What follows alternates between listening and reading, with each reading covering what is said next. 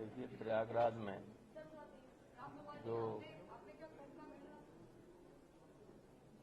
में जो कुंभ में जो घटना हुई है उस पर मैंने ये कहा है कि जो लोग मरे हैं, जितने लोग मरे हैं, उनकी सही संख्या, नाम, पता सब जनता के सामने आना चाहिए। लोगों में असमंजस की स्थिति है। वीआईपी मूवमेंट और अखाड़ा वालों के लिए अलग से रास्ता और सबके लिए बंद जो की गई, सब पुल कर दिए गए बंद, उसकी वजह से ये सब दुर्घटना हुई और सही संख्या अभी भी नहीं बताई जा रही।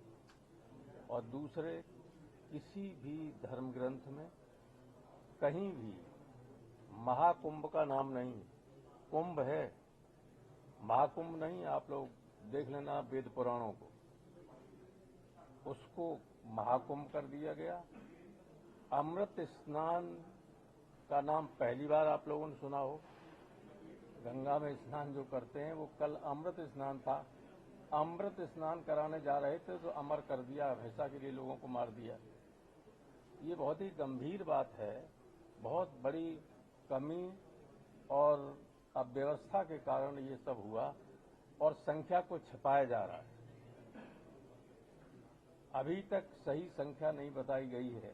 आज नहीं तो कल लोगों को मालूम तो पड़ ही जाएगा कि लोग कितने मरे।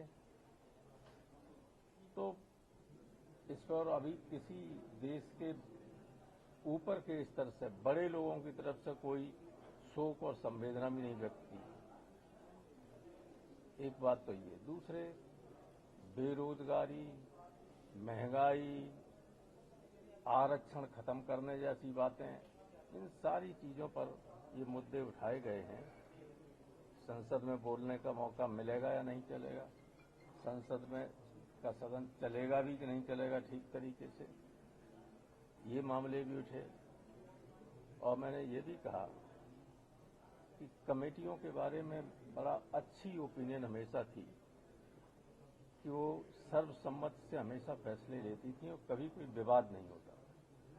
संसद में कुछ भी हो, लेकिन समितियों के अंदर दलीय आधार पर कभी कोई फैसले नहीं होते। मैं तो 8वीं बार हेल्थ कमेटी का चेयरमैन हूं। इससे पहले लोकसभा में था जब मैं, तो 4 साल एग्रीकल्चर कमेटी का चेयरमैन रहा। 2 बार एथिक्स कमेटी का चेयरमैन रहा।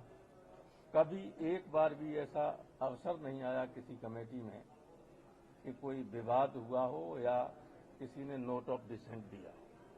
लेकिन अब तो स्थिति ये है कि वक्फ बोर्ड में विपक्षी सदस्यों द्वारा लाए गए एक भी संशोधन को स्वीकार नहीं किया गया और सत्ता पक्ष की तरफ से लाए गए सारे संशोधन स्वीकार कर लिए। ये कमेटियों पर निष्पक्ष न होने का जो एक आरोप लगने लगा है, ये संसदीय लोकतंत्र के लिए बहुत ही खतरनाक है। अभी तक तो ये था कि चलिए संसद में शोरगुल होता है, कोई बात नहीं हो पाती, लेकिन कमेटियां काम करती हैं। अभी भी रिसेस में कमेटियां काम करेंगी, बजट पर अपनी रिपोर्ट देंगी, काम होता है। लेकिन जिस दिशा में चल रहा है ये लोकतंत्र, वो बहुत चिंता की बात है।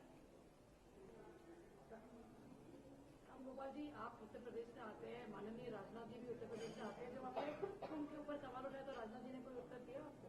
मैंने राजनाथ सिंह जी को कहा कि आप तो वहीं से आते हैं, आप सब जानते हैं, लेकिन उन्होंने कोई जवाब नहीं दिया। इस मीटिंग में इस तरह से बाद में बोलते हैं, बीच में जवाब देते भी नहीं।